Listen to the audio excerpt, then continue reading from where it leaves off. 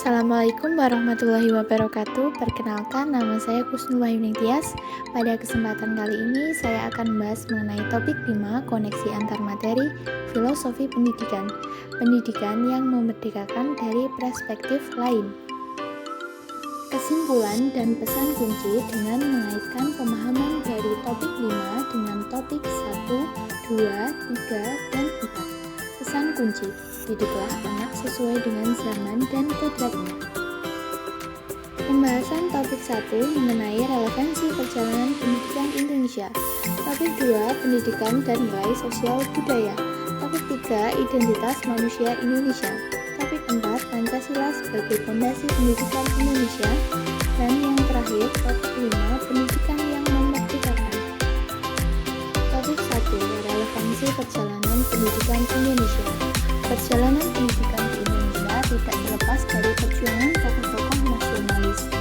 Salah satunya ialah Ki Hajar Dewantara. Ki Hajar Dewantara dengan cita-citanya ingin melakukan perubahan radikal dalam pendidikan dan pengajaran akhirnya terwujud dengan lahirnya Taman Siswa tahun 1922. Taman Siswa lahir sebagai pintu bagi pendidikan di Indonesia dalam rangka perubahan pendidikan dan pengajaran.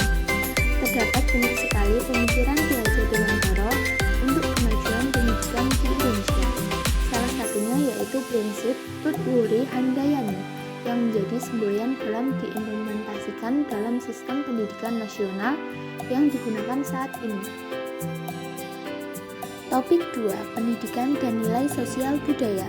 Yang pertama, budi pekerti, perpaduan antara cipta, kognitif, karsa, afektif sehingga menciptakan karya psikomotor.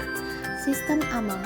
Kata among berarti menuntun, sehingga seorang pendidik harus mampu menuntun dan membimbing peserta didik agar mereka dapat tumbuh dan berkembang menjadi manusia sesuai dengan kodratnya.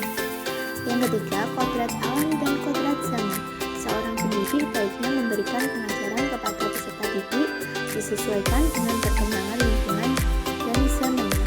Dan yang terakhir, pendidikan di Indonesia tidak hanya berfokus pada daya intelektualitas saja, tetapi juga nilai budaya pada diri peserta didik, sehingga menciptakan sikap profil pelajar Pancasila sesuai dengan filosofi pendidikan Ki Hajar Dewantara. Topik 3, identitas manusia Indonesia, nilai Bhinneka Tunggal Ikaan. Pentingnya penguatan nilai luhur Bhinneka Tunggal Ikaan dalam pendidikan adalah pemahaman mengenai keberagaman peserta didik di Indonesia, baik berdasarkan agama, suku, budaya, bahasa, dan lain-lain. Kedua, nilai-nilai Pancasila. Pentingnya penguatan nilai Pancasila dalam pendidikan adalah sebagai jiwa bangsa Indonesia. Dan yang terakhir, nilai religius.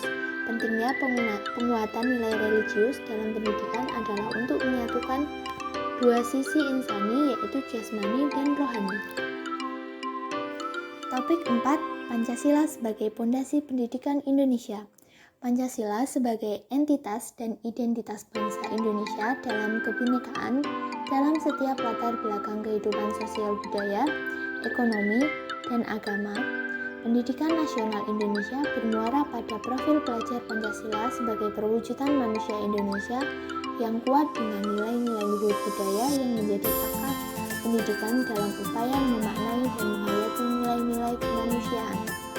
Profil pelajar Pancasila yaitu beriman, bertakwa kepada Tuhan Yang Maha Esa dan berakhlak mulia, berkebinekaan global, bergotong royong, kreatif, bernalar kritis, mandiri, dan menjadi profil lulusan pelajar dalam pendidikan Indonesia yang diharapkan untuk diraih oleh peserta didik yang didasarkan pada nilai-nilai luhur Pancasila.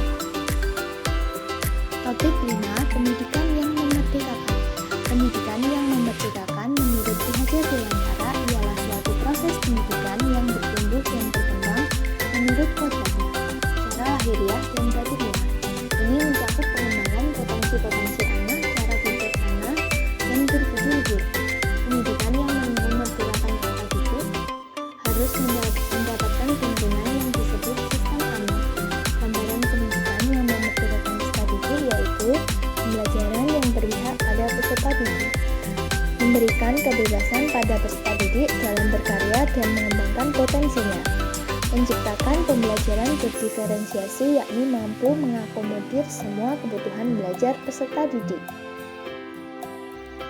Koneksi antar materi topik 1, 2, 3, 4, dan 5 dilihat dari perjalanan pendidikan nasional yang sangat panjang dalam belengguan.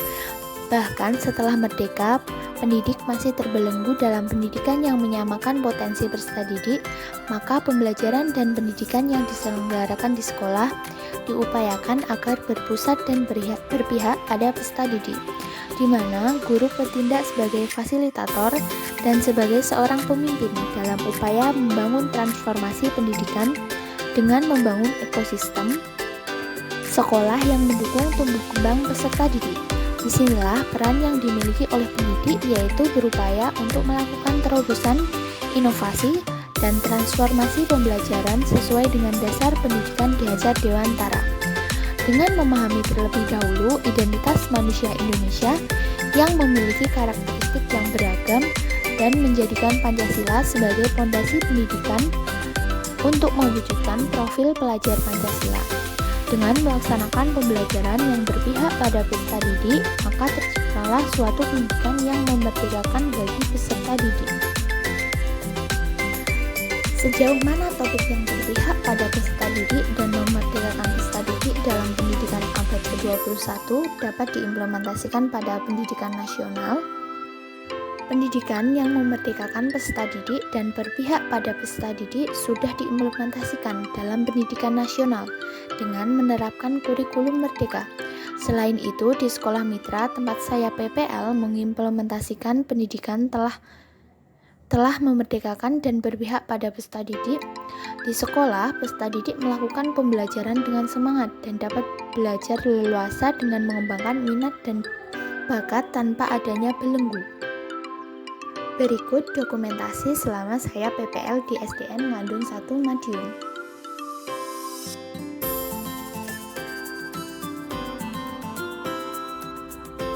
Kesimpulan, Indonesia mengalami transformasi pendidikan sejak sebelum kemerdekaan hingga sekarang, termasuk perubahan pendidikan abad ke-21 menurut gagasan Ki Hajar Dewantara.